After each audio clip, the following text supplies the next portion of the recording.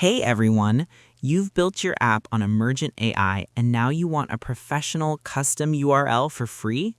Today, I'm showing you the step-by-step guide to deploying your Emergent project to Netlify using GitHub. This is the best way to keep your app live and your code synced. Let's get it deployed. Step 1. Connect Emergent AI to GitHub. In your Emergent dashboard, click your profile icon to find Account Settings. Locate the GitHub integration toggle and click Connect. You'll be redirected to GitHub to authorize Emergent AI. Ensure you grant access to all repositories so the AI can create and update the project folders it needs to build your app.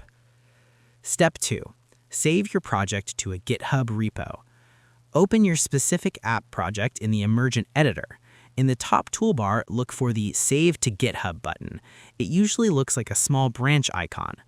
You will be prompted to name your repository. Pick something clear like My AI App. Once you confirm, Emergent will push all the React/Next.js code it generated into that new GitHub repo. Step 3. Import project into Netlify. Log into Netlify and click Add New Site, then choose Import an existing project. Select GitHub as your provider. A list of your repositories will appear. Select the My AI App repo you just created.